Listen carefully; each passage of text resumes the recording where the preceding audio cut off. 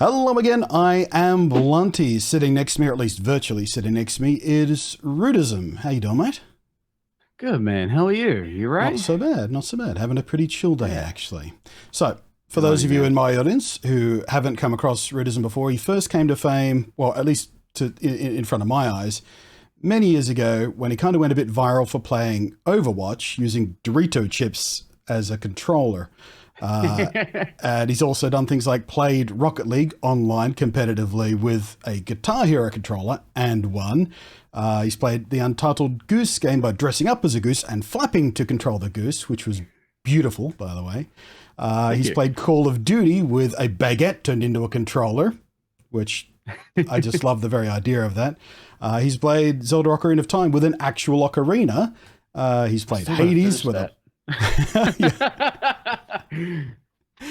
um, I mean to interrupt. Go ahead. Keep yeah, keep right. Yeah, listing things. I'm just trying to remember all the crazy things.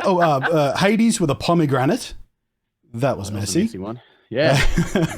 You turned your entire chair into a controller once. Oh, that's good. You've Um, done your research, man. I forgot about that one. Holy hell, and that was to play oh Burnout. no, I was there for Yeah. those streams. That was fun, man. Or at least it was fun while the chair was working. Had a lot of tech issues on that It's one. still working. It's this chair's gotten a bit old now. It's starting to lean a little bit because I keep sitting in it Yeah. cross-legged, which probably isn't a good idea. But oh well. More recently, you've started creating controllers from scratch using a 3D printer. You made a little Fall Guys guy and played Fall Guys with the little Fall Guys guy. Yeah, is he over there? Oh no, it's a bit. Hang on. Oh, is he in frame? There he There is. he goes. Right off screen there. He's hanging out. So all that and countless other wacky ideas, including playing Dark Souls before on a DDR mat, but your most recent go at Dark Souls has been with a single button using Morse code as your input. Yeah, that is actually right behind me as well. Just that The red little button, I little see it. box over there with a red button on it. That's it. Yeah, so that was we just finished that up a couple weeks ago after spending a few months on it. So it's been a fun run. Right, and Yeah. that was more than just an gimmick. You were doing that with a very deliberate tilt towards promoting the Ablegamers Foundation and getting more people to think about accessibility options in games and things. And I just want to point out to people, it's not just that you played Dark Souls with one button, but you did it with Morse code, so you had to have a delay on the button Mm. because you had to have time to put in the Morse code for any particular input, which Yeah, that's right. puts you like, what was it, quarter of a second? Yeah, about Input that. delay? Yeah, it was 250 millisecond delay between the point where I'd finish a sequence to like for whatever input I wanted to do and the moment that it would actually trigger. So it's essentially like playing with a quarter second delay on a standard controller. Like you press B, quarter second happens, then you roll. It's that plus the Morse code. And once again, this isn't Kirby or Mario. This is Dark Souls, one of the most notoriously unforgiving games in all of gamedom. So, and not only did you play it like that, you beat it like that. All 13 bosses? 19 bosses. 19 game. bosses. I still on got the to base do the DLCs to be fair, but that's about I think 6 or 7. I'll get around to that at some point. I got a few other things I want to do first. I'm a bit Dark Souls out for the moment, but we'll get back to it at some point, I'm sure. Right. So, tell me a little bit about your passion for accessibility and supporting things like the Ablegamers Initiative Foundation. Sorry. Yeah, sure. I got to admit, the Morse code run, I didn't start with the whole accessibility thing in mind. I started it because someone told me that I wouldn't be able to do it, so I'm like, fine, I'll do it just to spite you, whoever that was. I don't even remember who it was now that told me that, but that was the only reason why I started to do it. And then as I was doing it, I was like, oh, this is actually a kind of an interesting case study in accessibility because I'm a fully abled person, but imagine having to use something like that for lack of a better option, and what kind of impact that would have in your gameplay and what limitations does that introduce and can those limitations be overcome. The answer was yes, but it took a lot of effort and borderline. There were a few moments where I almost gave up on the whole thing just because, yeah, like there were certain instances, certain enemies that had certain attacks that literally I just could not deal with because of the delay of the controller I was using. It was just certain moves were impossible to dodge, and I just had to cop the hit, which is a pain. But luckily, I got lucky, and those moves didn't come up in the times where I beat them. Which kind of really drove home this concept in my mind, where it's like, you know, there are controllers out there that are designed for folks with disabilities. You know, if you aren't able to use a standard controller in the traditional way, then there are options out there for you, and there can be Mm. options made for you as well. And I mean, you we've know, got that's companies like Microsoft with their very specific Xbox adaptive controller, and they're pushing yeah, very hard for that kind of stuff. They're out there sort of leading the way on that. yeah, But which is fantastic. I mean, Absolutely. it's wonderful to see in this day and age. We're getting more and more accessibility options in games. Like Mm, colorblind modes are pretty much standard now. mm, Subtitles have been pretty much standard. Text to speech is on by default in a lot of games these days. I've been playing that. You know, as soon as you get into menus, text to speech is on, so you can get in there and you know, make the changes you need to make for mm, accessibility purposes. And things like doing QuickTime events with a single button instead of having to mash a button or do a sequence and things like that, which a lot of mm, people would have problems with if they've got, you know, certain physical limitations. mm-hmm. But one thing about Dark Souls in particular, and why this stands out and why this makes an interesting jumping off point, is it doesn't have difficulty modes. No, it doesn't. Well, there is a counter argument that it does. You know, there are mechanics in the game to make these things easier. You know, there are different types of combat that are easier than others, and there's mechanics like you can bring a friend in to help you out and all that kind of thing. You can grind if you want to, and those are fair ways of sort of mitigating that difficulty. Mm. But But it's not one of those games that has, you know, an easy mode and a medium mode and a it's hard not mode. It's just, obvious. yeah, it's It's up to you not to incredibly figure it obvious. out. Yeah, Yeah. sure, absolutely. Like, I mean, hell, I've never played like in Dark Souls. I've never played a magic build in my life. I didn't even know that it was really that easy to do. In hindsight, it makes a bit more sense because you're taking the distance and Right. you're not quite so up front in front of the enemy. But you know, for the folks who haven't played it, they won't know. They won't know. It's just not listed there for them. And maybe that's one of those things that are designed for people to find out through experimentation and stuff like that. And okay, like there's a case to be made for that too. But I think the thing that I've come to learn is that through that experience of playing with Morse code and the limitations that came with it and the difficulties I had, there you know, even though that there are mechanics in the game that help you with that, there are certain obstacles that are just naturally going to be really hard to overcome no matter Mm. what you do in the game in its current state. And granted, you know, Dark Souls 3 for even is a 5-year-old game. So to expect anybody to go back and patch it and say Right. like here's all these features, that's probably going to be a bit of a far cry to ask for, right? And that's fair enough. But But I think there going, are a lot of cases that can be made for future games as well, like yeah, Elden Ring maybe. You know, there's it's I still was got just a about wee to bring it while up. before Yeah. it's out. Fingers crossed that has better features than the games that come before it. You Um, do tend to hit resistance from Soulsborne fans when you talk about adding in easy modes in these games. And yesterday, you put up a tweet talking about this in the context of Forza, which has a few really quite good accessibility modes, like being able to slow the game down but maintain Fantastic options. all the main physics and sort of auto braking and auto steering modes, which that actually goes back like almost 20 years. I remember playing an F1 game on my original 386 PC that had auto steering assist and auto braking and stuff. So Yeah. things like that, you know, have gone a long way back. But with your Forza post, there was a lot of kickback. You kind of, I think in your words, you kind of kicked the hornet's nest a bit because, you know, linking back to Dark Souls needs an easy mode and who is it going to hurt? And a lot of people react quite aggressively to that. So I've got a few representative tweets here I want to read out, and I'm sure you've got. Before you do, first thing, I totally didn't expect the Forza post to kick the Hornet's Nest as much as I expected to. I thought the Morse code stuff would do it Right, yeah. because I'm like, yeah, I've done this game in this really hard way. Also, it could be more accessible for people. Like I thought that would stir up way bigger of a fuss than, hey, Forza does this thing that's pretty good and it makes the game very accessible. Other games could try that too. Oh boy, that was an intense day. But there is one other thing. You know, there's a discussion around easy modes, right? Mhm. Which I think is a very specific phrase. I mean, like it's saying that this game should be easy. Right. Is what easy mode, the phrase easy mode entails, right? I see the thing is with Dark Souls. Well, maybe we'll get into it in the things you've got coming up, but I'll tell you what, maybe we'll leave it for that. All right. We'll do these first, and then we'll fill the holes that none of us followed. That sounds good.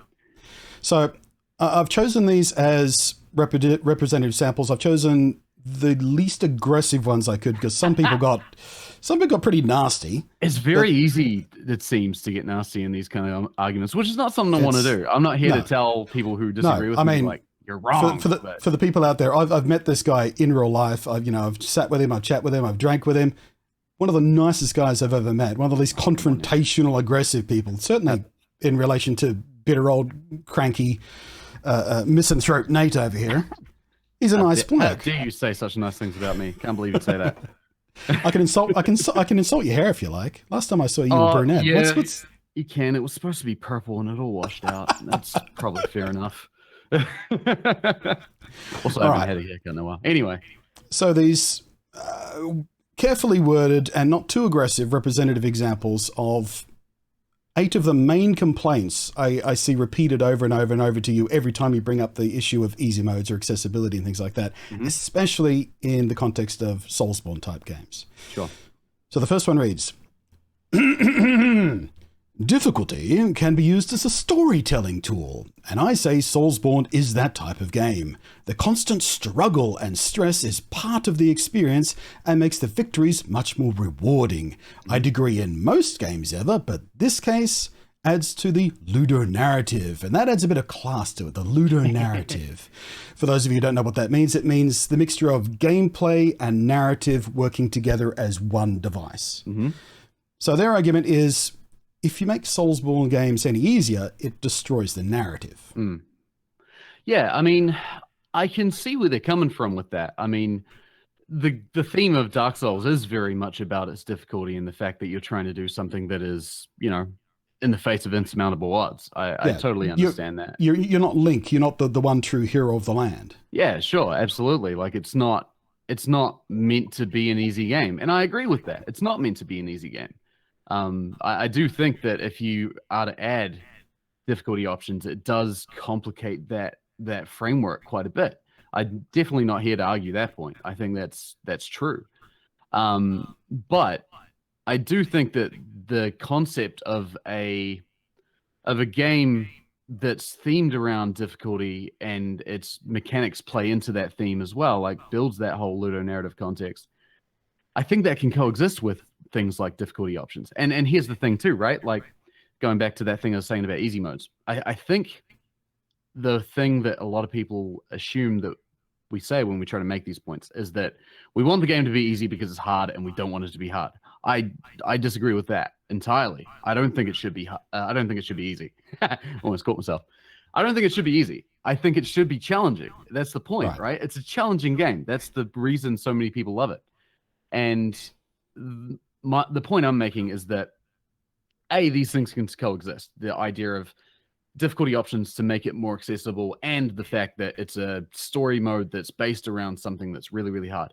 There are other games that have done that before in the past, and recent ones have come out, like Hades and Celeste are the two examples I bring up quite a lot, because both of those games are themed around trying to do something that's impossible. People around you are telling you that's impossible, whether that's your own character or characters around you. But eventually they're designed to obviously be overcome. And in each of those games, there are options to make it a lot more accessible. Like in Celeste, you can literally have invincibility turned on if you want. Like that's the thing you can do. So if you hit a spike or whatever, you don't die. They're just like, okay, we'll make that a thing.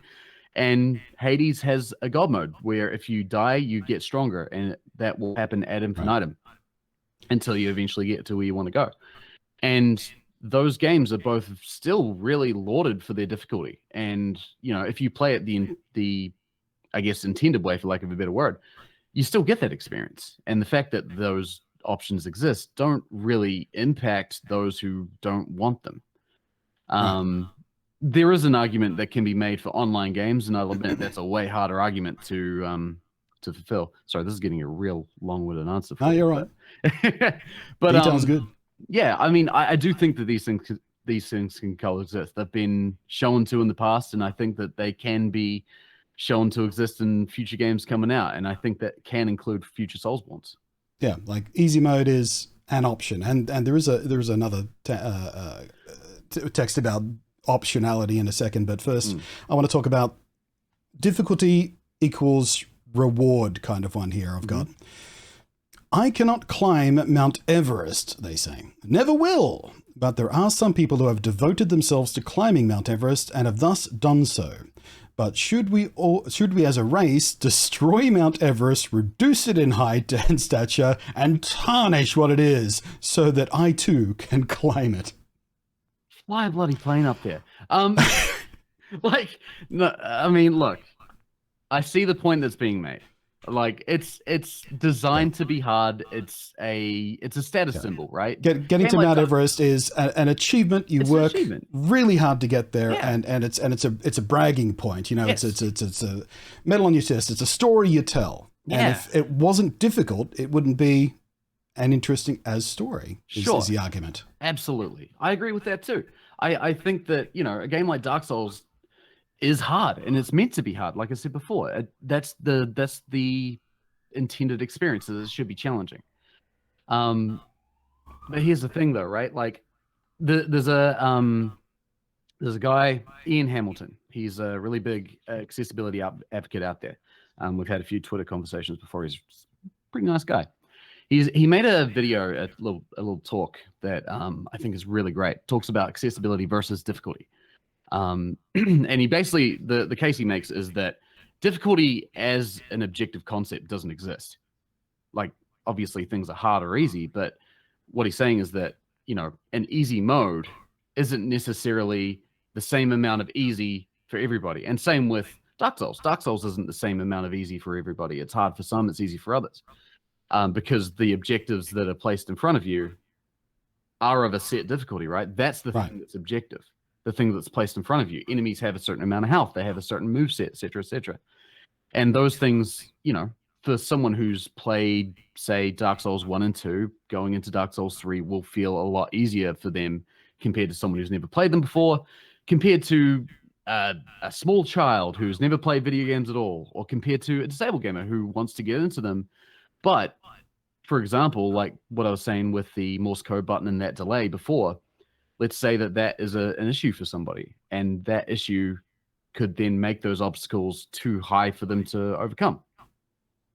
And I think that's kind of the point that I'm trying to make. I'm not saying that these difficulty options should be there to make them easy for easy's sake, because it's too hard.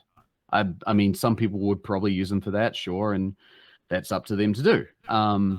The case I'm making is that I think a lot of people who want to try it out but can't for whatever reason, they want that challenge. They don't want it to be easy for them. They just want the options to be able to make it as hard for them as it is for most people.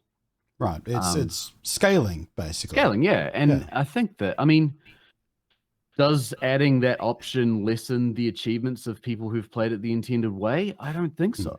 I mean, I think the equivalent metaphor for the Everest thing would be, well, do you free climb Everest, or do you go up with a bunch of gear and oxygen bottles and Sherpas and pack mules? I mean, or do you fly a plane? I mean, I don't know if you can actually do that, but you know, the case can be made that, like, there are, you know, you can get up there in harder or easier ways. I don't think that, I mean, like, thinking back on games I've played before, like Halo and Legendary, for instance, that's like such a classic example of people beating games, people beating a hard game, right? Like, oh, I beat Halo and Legendary.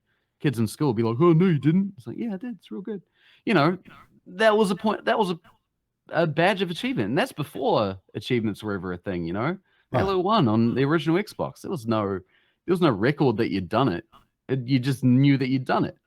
And the fact that there was a heroic or normal or easy, that didn't take away from that victory. Exactly. I think, and you know, there is a case to be made that adding in those difficulty options does take development time. That's fair. I think that that's a reasonable counterpoint, but I would also say that doesn't necessarily have to take away from the intended design. I think that could very easily coexist. Like I said before, it doesn't necessarily have to exclude those options. Right. I think it depends on if those games are intended, like if those games have those difficulties in mind from the get-go. Clearly, Right. Souls games don't. They're not designed with that in mind, and that's a shame because I think that a lot of people out there want to try it and experience it and enjoy it, but they can't for whatever reason. That leads nicely into the next one I've got here for you. Could you also accept that not every game, and this was one I see a lot in response to you. I think could I you already know accept where that you're going. not every game is made for every player and move on with your life instead of a constant selfish demand that everything cater to you specifically? Hell no. I can't handle RTS games, but I don't demand a less maxed unit battles mode. So, nah, I can't agree with that. I mean, it goes back to the thing I was saying, right? Like, let's say you're a disabled gamer, you can't play the game for whatever reason. How, like, I can imagine, I mean, clearly I'm an able person. I can't speak for anybody but myself, but I can, it doesn't take a lot of empathy to imagine that there are a lot of obstacles you have to go through in life as a disabled person that you cannot necessarily do anything about. Like, there will be obstacles you can't cross, and that's out of your control, and that sucks. It's like telling someone in a wheelchair or with other mobility issues that just accept that you can't go into every building. Not every building has to have a ramp and an elevator. I mean, that's a counterpoint you hear a lot too. Yeah. I mean, I don't know, man. I think that I just can't accept the fact that it's just that simple. I think that we can make that effort. I mean, like we said before, there are difficulty options for games out there, and there are hard options, and people enjoy those hard options. Why not expand it for everybody? It doesn't. Yeah. I just think that that's too reductive of an argument. Yeah, these are entertainment products, and these are entertainment products we share as a culture and as subcultures, and to exclude, people just because of accessibility issues is just kind of icky. It is, and like it goes back to another thing I've seen, and maybe I'm getting headier, but there's an article from Miyazaki, the guy who makes Dark Souls, the main director, and he talks about how he wants his games to have a single difficulty because he wants everybody to have a shared experience, right? So that everybody who plays through the game knows what bosses are hard and what bosses are easy and what parts are what, and everybody can relate to that with each other. And I can respect that. I think that in an ideal world, that would be fantastic. And I think that would be great. But we don't live in an ideal world. There are folks that just can't experience the game for the reasons we've talked about. And so, okay, you can make a game that's one difficulty and people can, the people who can play it can share that experience. And I think that that's cool. But then what about the people who can't? The people that want to, I think that there's a lot of folks that miss out as a result of that. And it's like, I can respect your vision, but I just don't know if it's necessarily the right one, Right. Now, talking of that shared experience, man, you're just effortlessly chaining together all the things I want to talk about here. I've had a lot of time to think about this stuff lately. So the next one reads, sometimes accessibility options ruin the later online experience for players since they get so used to this level and then they get destroyed online. Wipeout has just assisted in driving mode and everyone in the community agreed it made you a worse player since you didn't learn the tracks. And there's a similar thing that went on with Monster Hunter, one of my personal favorite games, and another game that's sort of notorious for being sort of unforgiving. There are monsters that'll one-hit you even in maxed out armor. Yeah. But after about a year, Monster Hunter World released a set of armor and a special weapon that was super overpowered to help you just bash through the initial game to get to the DLC, which was coming out. Right. And a lot of the Monster Hunter community complained that people playing in that armor didn't learn the game properly. The game was too easy, so they were bad players by the time they got to the online experience and was ruining things for everybody else. Yeah, okay. That's an interesting one. And I think that's definitely a harder one to solve. I don't think I have a good answer there, to be honest. I mean, I would say that people who would choose to use their armor, that's up to them if they want to do that. I mean, I haven't played Monster Hunter, so I can't really speak to it. But I think ideally, if I were to do something like that, I mean, I've been working in the games dev industry for about 10 years now. If I were to implement something like that, I would want to say, hey, you know, this is designed to make this easier for you, you know? That was one of the complaints with Monster Hunter specifically. It wasn't communicated super clearly in game that armor was just something to help you rush through the game, or if you're on a new save or something.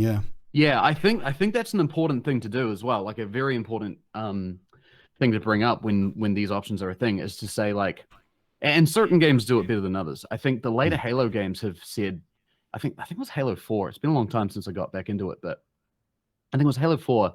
When you choose your difficulty at the start, there's, you know, your 4 basic options, like easy, normal, heroic, legendary. I think for heroic, it says this is the way Halo is meant to be played. Right. It's like, this is the intended difficulty. So, you know, you go into that choice knowing what the devs are intending you to play. And you can make that choice from there on. Can you say, yeah, okay, I want that, or do I want it to be easier or harder? And now that you say that, that is something that I have noticed in a lot of games over the last few years. It'll have, you know, intended experience, and for people who just are interested in the story, and the, you know, the hardest one will be for people who want a super big challenge. Yeah, I think that's a great way of doing it. In the context of like online experiences, yeah, that becomes a really hard problem to solve.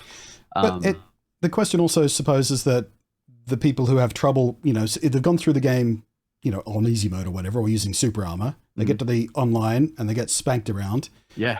That doesn't mean they can't then learn to play properly. No, absolutely not. I mean, yeah, like I think that that's completely valid too. Yeah, I mean, when it comes to accessibility and options in online games, it's definitely a tougher challenge, I think, because you do have to then factor in player balance and all that kind of stuff. And yeah, like I'll admit, I don't have an easy solution for you there. I think that that's a much deeper conundrum than I would profess to know anything about, even though I've been working in the industry for a while.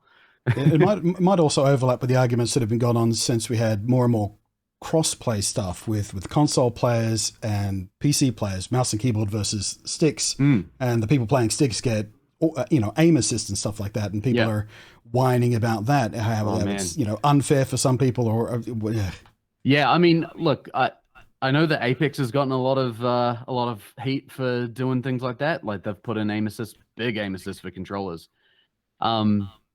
Yeah, I mean, I think that it's tough, man. It's really tough when it comes to multiplayer stuff. I'm an optimist. I would love to see a perfect world where everybody could get the options they want and play together great and enjoy it. But yeah, it's tough. It's really tough. I commend Respawn for trying with Apex. I think that that's worth some praise that they gave it a shot. Yeah, I mean, that's a tough one, man. I don't know if I have a right answer there. I think it's great that some devs are trying. I'd love to see them keep trying.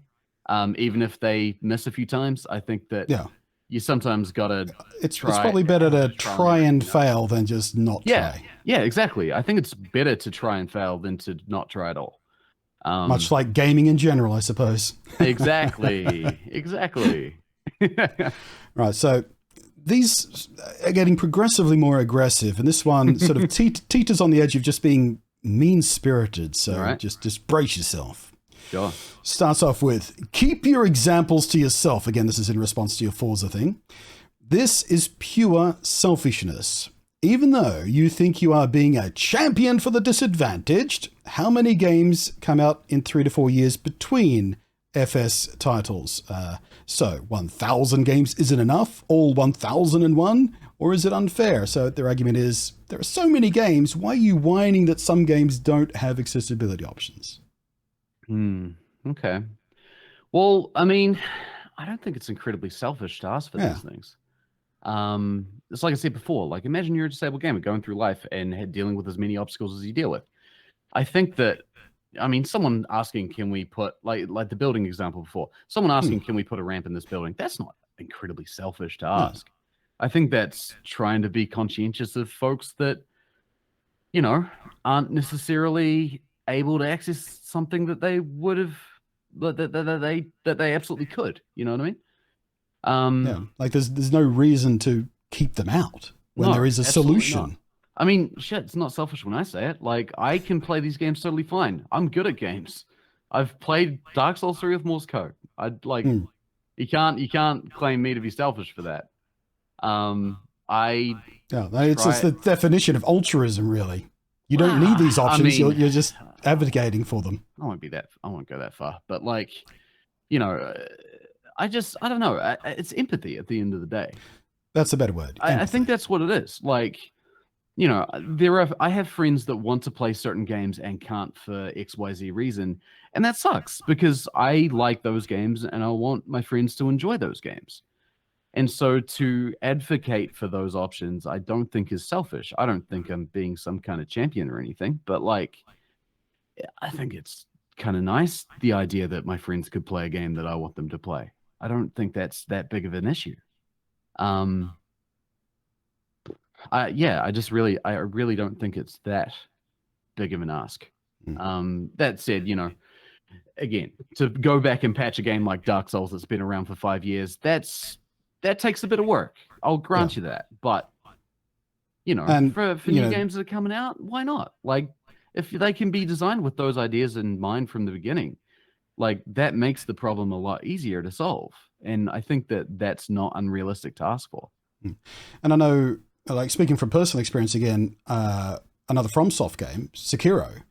When that came out, I got it. I wasn't a big fan of the Dark Souls stuff because of the sort of dingy aesthetic. I'm just not that attracted to it, so I never bothered with it much. But Sekiro, you know, right up my alley. You know, ninjas and stuff, beautiful.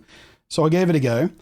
It didn't really engage with me. I wasn't too worried about the difficulty or anything, but just the way the game flowed, I wasn't having fun. But I also wanted to experience the rest of the game, you know, see the other areas, see the other bosses, learn you know, the lore and the story and the characters and stuff. So there is no, you know, accessibility options for difficulty in that game, much like Dark Souls. So I downloaded a third-party cheat engine trainer thing, trainer, and basically gave myself infinite life, so I didn't have to worry too much about just being, you know, stymied as I tried to poke around through the rest of the game. And I, you know, made a video about that. And I got a lot of flack for that too. Yeah, so even when, you know, it's not in the game, and I'm doing it on my own, I'm making a choice, I'm using a third-party thing, going out of my way to try and experience this game as fully and as appropriately as you know, I wanted for myself. And people are still claiming I've ruined the game for myself. And that's another one. It's not a screenshot I've got, but that's another one that people say you've ruined your own experience by making it easy. I mean, at the end of the day, it was your choice, right? You wanted to do that, and so you did it. And is that ruining the experience for you? I think that's up to you. Did it ruin it for you? No. Yeah. I mean, okay, cool. I mean, I didn't particularly love the story of the game or anything, but it wasn't me pushing through it that ruined it for me. It was just the narrative itself. I don't think me dying more often would have made that narrative any more appealing to me. Yeah, sure. And okay, I mean, let's play devil's advocate here. Like, does the existence of mods or third-party tools ruin the experience for me? I personally, if I'm a masochist. That is me. I love Dark Souls. I love the fact that, you know, Sekiro, all that stuff. I love that it's hard as hell. It would ruin it for me. It would.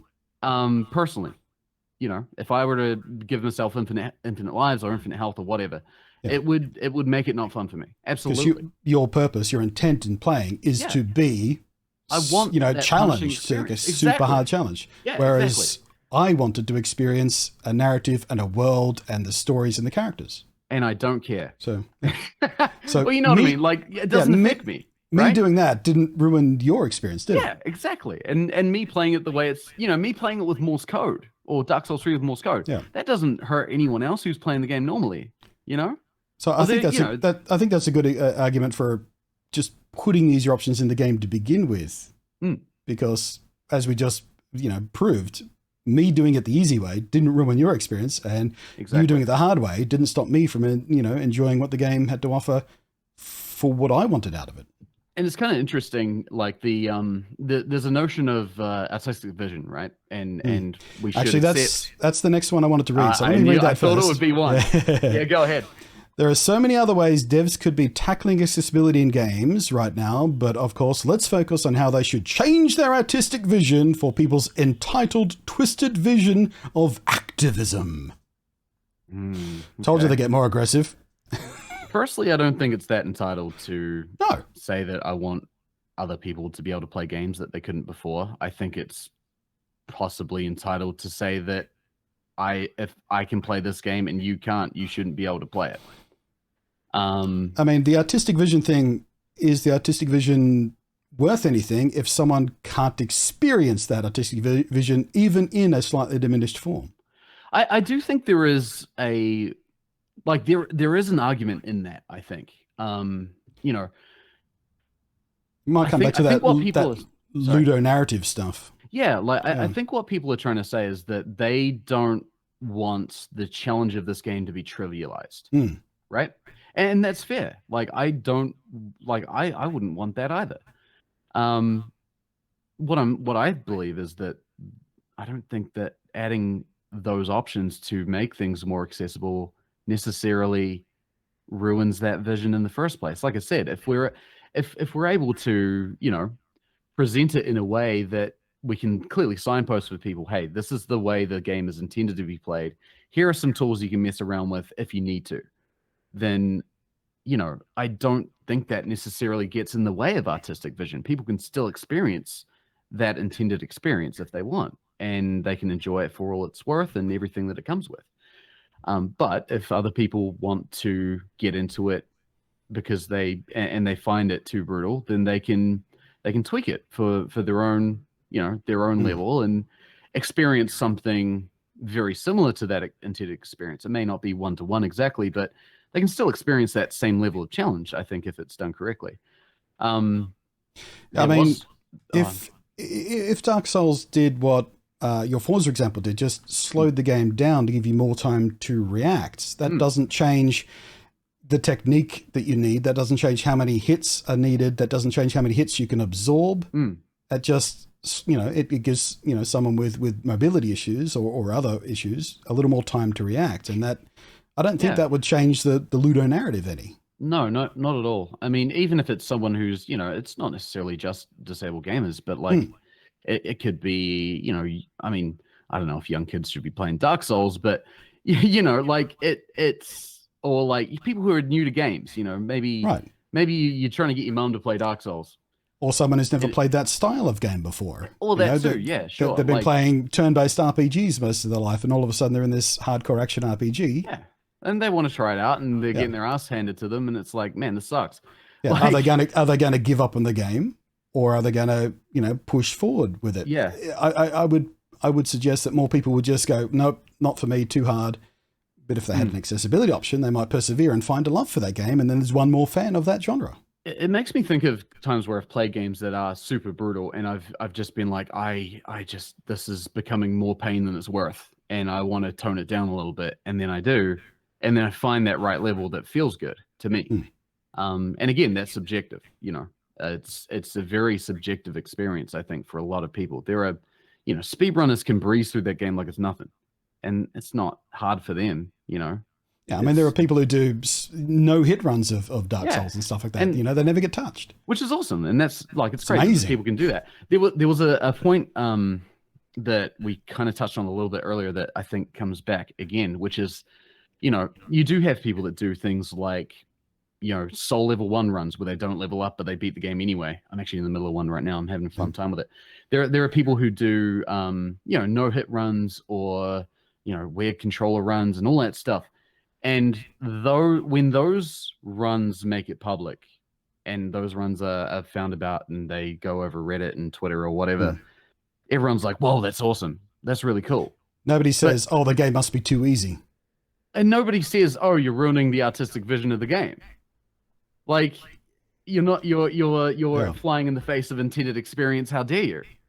Like, you're supposed to die. Yeah, exactly. You can't get the experience unless you die. A lot of those experiences, you die. But I mean, like, that's kind of the thing that I find interesting is that people are very like there are people out there who are very okay to praise runs of the games that are a lot harder than what is intended, Mm. and that's okay. And then there are people who say that hey, maybe these games could be more accessible to people who find them too difficult for whatever reason, and that's bad. And that's really like, how dare you say such a thing like that?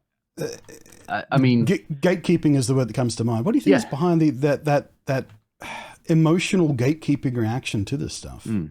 And I think that's, I mean, I've thought a lot about where it comes from, because it is very easy for these discussions to get very vicious and nasty, and I think that doesn't need to be the case. No. I do think that people who defend the fact that Dark Souls is hard and it should be that way, I think that they're coming from a place of good.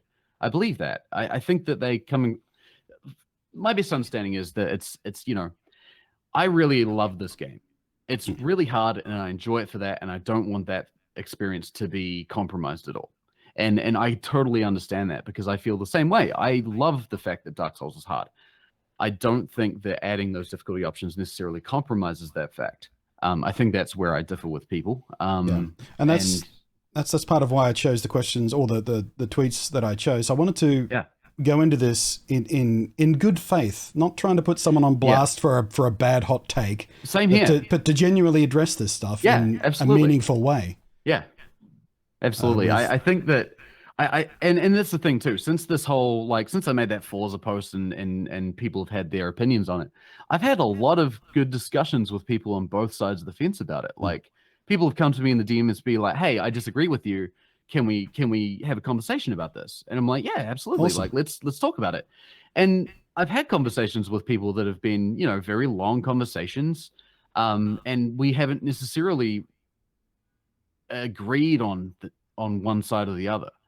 But at the end of the day, it is okay to disagree. And it's important to have the discussion in the first place. It's important to have the discussion. Yeah, sure. I think that there's been a lot of instances of this discussion in the past that have devolved very quickly for some reason. I don't know if it's just pride in their game, pride of accomplishment, and they don't want that accomplishment to feel belittled or diminished. Right. And so therefore they've got to attack and protect it. I can understand that to an extent, but I don't think that it doesn't justify being mean about it. Yeah. I mean, I do think that we can have these conversations without being mean. I'm trying to think of why people are so protective of it, and I think it is a sense of pride and a sense of accomplishment. It's an emotional investment they've made in this accomplishment. Yeah, and it's very easy for that emotional connection to turn outward in a very negative way. And I can understand it. I've had those conversations when I was younger where I've strongly disagreed with someone and being like, "How dare you say these things?" I think the thing I've learned is that, I mean, our personal accomplishments are just that. They're personal to us. They're our own. And I think that at the end of the day, somebody doing the same thing that I'm doing, but easier for whatever reason they've given themselves, that doesn't impact the victories I've had. Yeah. Just because people have played Dark Souls 3 regularly doesn't diminish me beating it on Morse code, for example. I think that's an important distinction to make. There is one other counterpoint that I wonder if you'll bring up, because I don't think you're done yet, are you? I only have one left, but that was kind of what I was going to cap off. Hit me with it. It's more personal to you. Okay. It's just it's one of those comments you get where they haven't read the article, basically. So this one is responding to you. Tell me you know nothing about Dark Souls without telling me you know nothing about Dark Souls. Not being aware that he's responding to the person who just beat Dark Souls with Morse code and a single button. That's the thing, man. I mean, at the end of the day, there are some folks who just aren't willing to listen. They're not going to bother to read the articles. They're not going to bother to read an argument. They're just going to be like, "You are wrong," and that's the end of the story. And at the end of the day, you can't really have a conversation with someone who's bringing that to the table. If I've gone through this in many different sort of aspects, and different things I talk about in my channel, whether it's gaming or political or whatever it is, trying to reach these people who don't want to listen, and trying to involve them in the conversation. Because if you just berate them, if you beat them over the head, they're just going to get their back up and snarl at you even harder. You've got to find a way to slide in gently and meet them with empathy about what they're feeling. And it's just such a hard thing to do with this kind of stuff. It's really interesting. Someone actually, right before we called, someone replied to a tweet I made about, was it the Dark Souls? It was the Morse code run. And someone said, here's a link to a video that talks about why games shouldn't have easy modes. I'm going to keep posting this in every post about accessibility or difficulty, because everybody's having this conversation with bad faith. And I thought that was interesting. And it kind of highlighted to me the fact that, this conversation is so entrenched, like there is so much bad faith around it. I don't think that there is bad faith at the core of it. I think that people on both sides of the argument are trying to make their points and trying to make themselves heard. Yeah. And I think that both people on each side are trying to come from a place of good.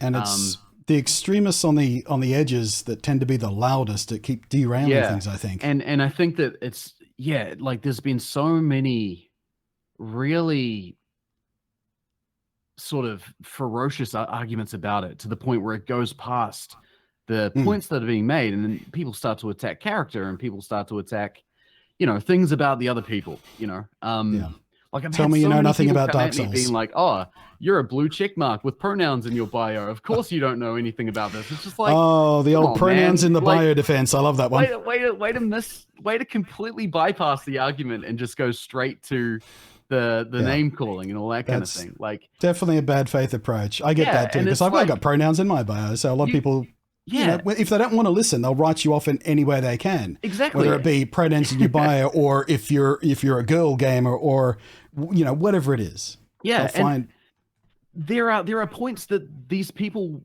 I think, believe in, that if they worded them in a more constructive way, that you could really have a good conversation about it. Yeah. And I still might disagree with you, but we can still have that conversation and maybe find some kind of common ground. Like, I do believe that on both sides of the argument are people who love these games.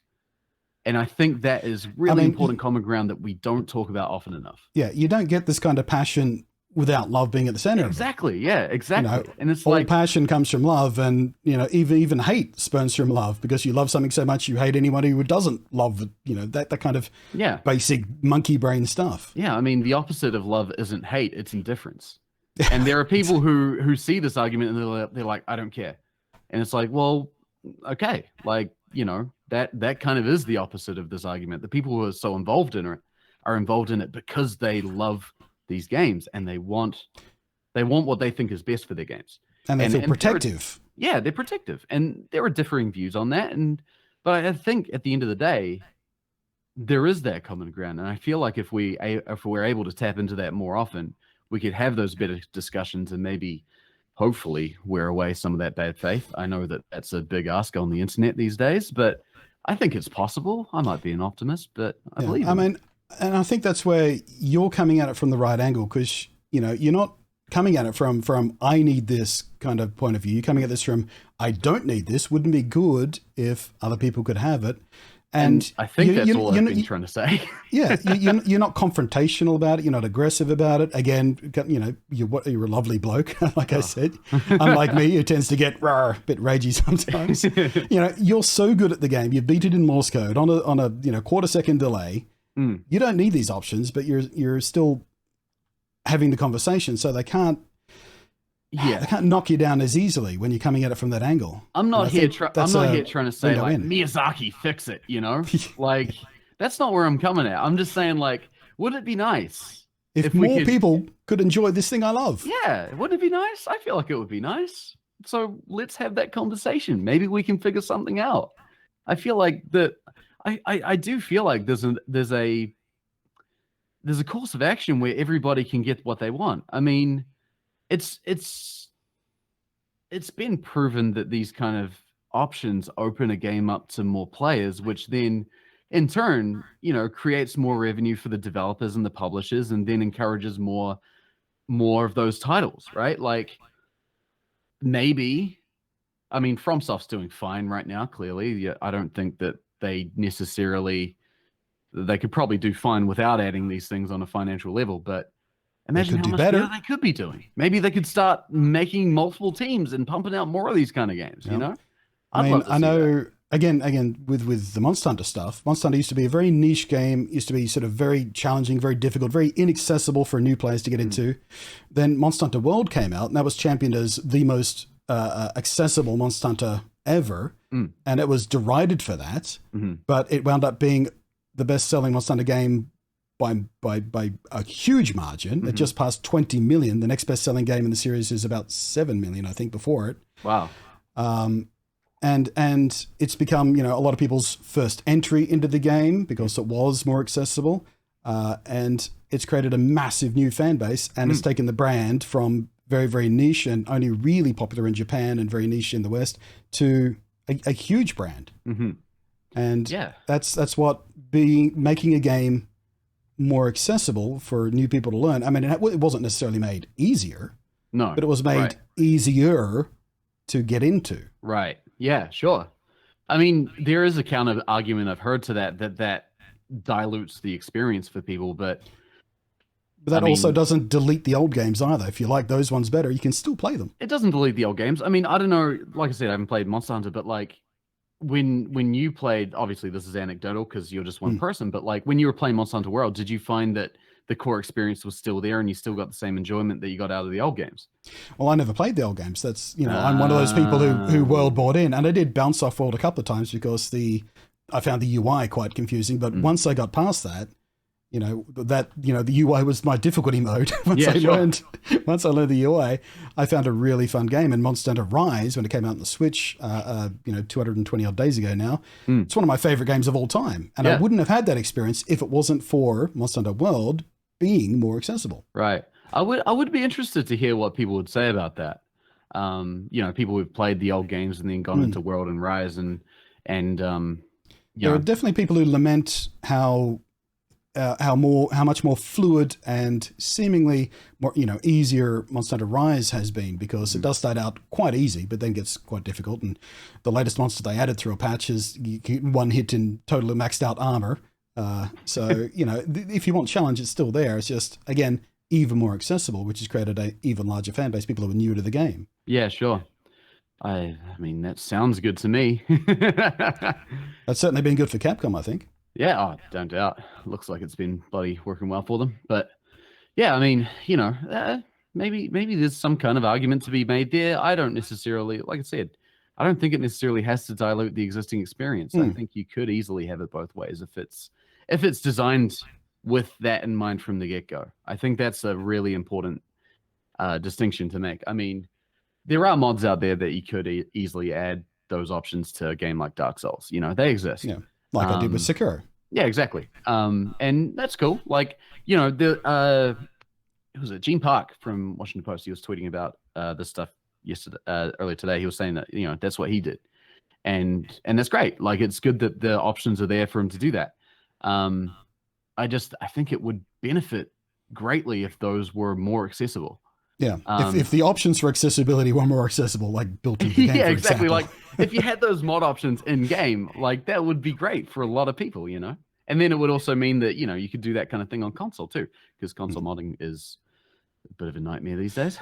I mean, some games already do it where you only get achievements if you do parts of the game on certain difficulties, like the hardest difficulty. There are specific achievements for that. So there's still that reward there for the people who want to chase that, elitism or pride in a singular achievement. Yeah, I mean, I don't think there's wrong with a bit of pride in doing something like that.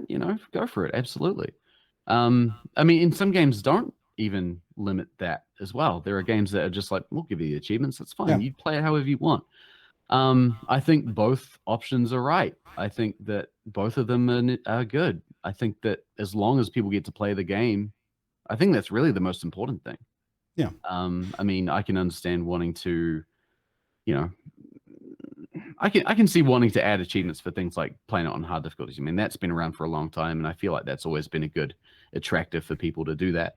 Yeah. I think that's cool. There have been games that have locked certain content behind certain difficulties as well. Cuphead's a good example of that.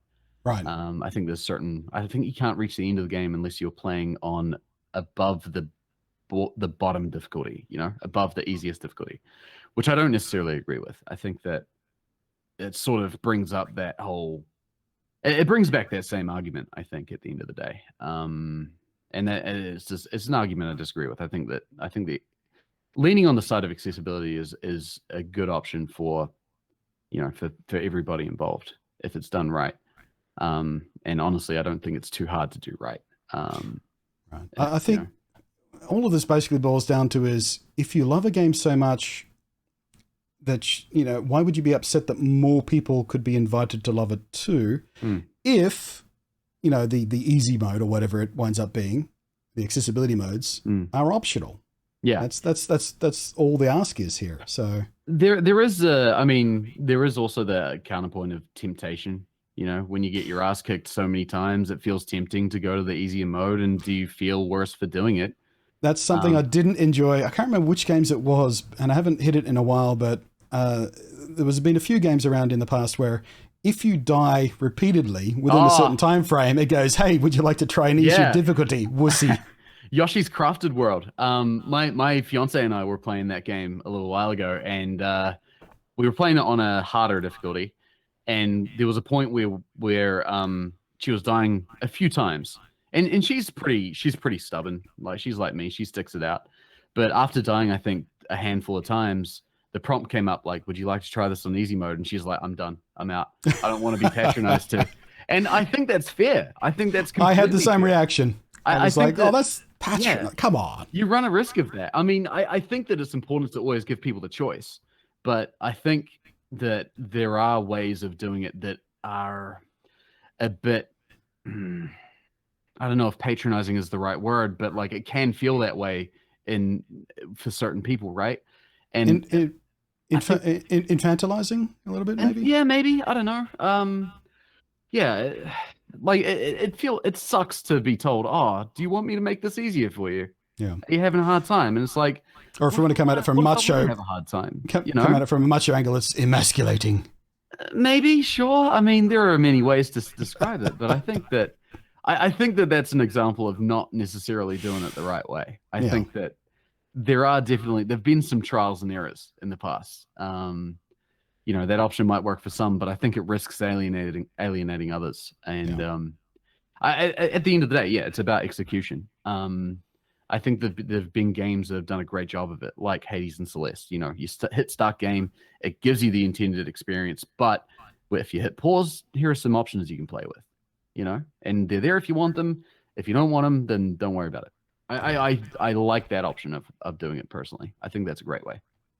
So I've already kept you for way longer than I said. Oh, just we'll have a 10-minute chat. That's all right. I said before we started that I got time. I'm chilling today. Well, I'm enjoying it anyway. But yeah, we should put a bow on it at this point. Sure. So I want to ask you, Elden Ring, sort of the next thing on the horizon for the Soulsborne enthusiast kind of player, and I'm personally looking quite forward to it because again, like Sekiro, it's got an aesthetic that really appeals to me. Yeah, I love the look of it. It's awesome. Like it's almost like a hardcore Breath of the Wild. I've been saying it looks so different. It just looks like Dark Souls, but bright and colorful, and I'm into that. Given creative control over this, what kind of accessibility options would you choose to fold into Elden Ring? Okay, so if I were Miyazaki, so firstly, there's a hashtag. If I were Miyazaki, that's pretty funny. If it were up to me, I wouldn't do the select difficulty thing. I wouldn't do the easy, medium, hard. I would get rid of that. I don't think that's the right way to do it for a game like Elden Ring because people hold that difficulty so high in regard, and I do not want to belittle that at all. I think that's incredibly important. So I wouldn't do it that way. I would just say you hit start, the game starts. What I would do is I would say that if there was you would hit pause, and you'd have your settings options, right, where you can change your mappings and all that kind of stuff. I would add the basics, good subtitles, which Dark Souls tends to have. I would add a bit more features there, like, for example, having backgrounds behind the subtitles, because sometimes they can be a bit hard to read for some. And also changing the size of them. I think that's important. And color. And color, yep, absolutely. Add colorblind options. The one thing that they do well in Dark Souls is good controller remapping. That is one thing that they do well, and I'll give them credit for that. It might be the only thing they do in accessibility-wise besides subtitles, the basic level, but, it is good. I keep that. I would also add other options too, like, for example, you could do things like scaling player damage, player health, enemy health. It would be hard to balance something like that, but I think that having that kind of thing in there could be very helpful for some. Another option you could do is the thing like Forza. You could do, increase or decrease the game speed. You could bump it down to like 90% if it's a bit too quick, just to get that right level of difficulty for you, where it's like you're reacting just enough, because I think that's what people love about these games. And I think that, if the game is too hard for you at 100%, then maybe bringing it down to 90 gives you more enjoyment and gives you more of that experience that other people have. And that's great. And you could even use that same system to make it more difficult. And the game people 120% speed. Exactly. Crank it up. Guitar Hero. People have you seen Guitar Hero these days? I used to play Guitar Hero competitively 10 years ago. I went to World Championships representing New Zealand, and the stuff that people are doing now makes that look bloody simple. It's insane. Like, people are playing, 100%ing through the fire of flames at 200% or whatever. Give people that option. Let them play Elden Ring at 300%. Make it impossible. Hell yeah, love it. Someone will make the most of that and still beat it anyway, and people will be like, "That's incredible." I know. I would love to see it. I think you could easily, make things go both ways. Make it so that these things can be harder. Decrease your own health, increase the enemy's health. Do all that stuff. You could easily add those options. And there was another Forza post I actually just made recently, like a few hours ago, talking about the fact that Forza has auto steering and auto braking as well. So you can literally just hold right trigger and just go as if it was a slot car, which is kind of cool and useful for people that need those kind of features. You could add an option to say, do auto rolling, detect whenever somebody's about to hit you and then just automatically trigger a roll. That will probably sound like blasphemy to a lot of people. And, I see where you're coming from. But like I said, these things are optional. If that is going to benefit someone and make it more accessible for someone to play a game, I don't think that's a bad idea. Yeah. And if it's not for you, that's fine. Don't use it. I think that's okay. That's the kind of stuff I would do. Maybe I should get into modding, do it myself. That could be fun. But I'd like to see that. Yeah, I think that there are a lot of options to do. I think that it goes so far beyond just the standard easy, medium, hard, because I think that's what a lot of people think of when they think of difficulty options. Yeah, and it's quite reductive. I mean, it's reductive, sure, but I think that, like the guy that invented extra chunky pasta sauce asked people what they wanted in their pasta sauce, and no one said extra chunky, because they didn't know that could be a thing. Did you just assume it was a guy who invented that? Well, it was a guy. I have read the story. Oh, I wanted to be all clever and shit, and you just blew me out of the water. Nothing gets by me.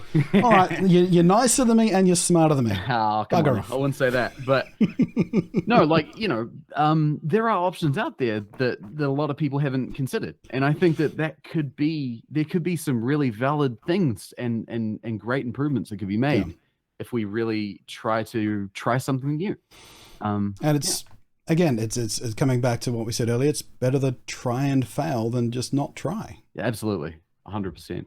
And I understand why people are very, protect, like the FromSoft games are hallowed games. I get it. They are very... they are special. They're unique. They're sacred to a lot of people. They are. And I respect that.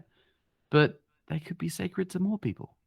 As I think that we can have it both ways. I know I've said that a lot at this point, but I think it bears repeating. It bears repeating until people start to listen to it and understand what you're actually saying versus what they think you're saying. Hopefully some people come around. I understand that a lot of the discussion has been very ferocious, but it doesn't have to be. We can have reasonable discussions about it, and we can still disagree.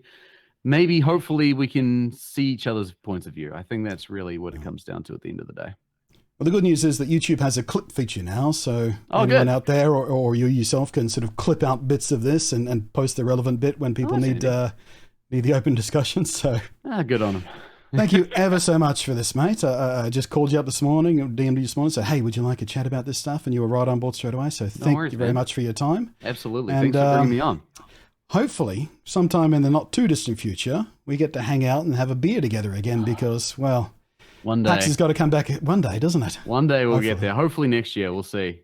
Yeah. Oh, and one last thing. To anyone in the audience who can't hear the difference between his accent and mine, you're racist or something. Say he's from Australia Junior. Oh, sorry, New Zealand, and I'm from Australia proper. I said fish and chips. So there you go. So 666. Yeah, 666. There you go. It's real. You hear that difference? It's big difference. Yeah, big difference. our I's are pronounced as U's, and your I's are pronounced with 3 extra I's at the end of it. Yeah, but we drop off a whole lot of other vowels through the way, so it evens out in the end, mate. Yeah. It's a bit like that, isn't it? Thank you very much, mate. Thank you as always to the patrons who will be scrolling above us right now. And I do appreciate your time much. And hopefully we've opened up some interesting discussions here. So there's the Fingers down below. crossed. There'll be the link to his Twitter and his Twitch in the down below if you want to have these ongoing discussions with him. I know he's always eager to talk about this stuff with people who are interested in having good faith discussions. So absolutely. Thank you very much. I am Blunty. He is Rudeism. And I will catch you next time. Take it easy.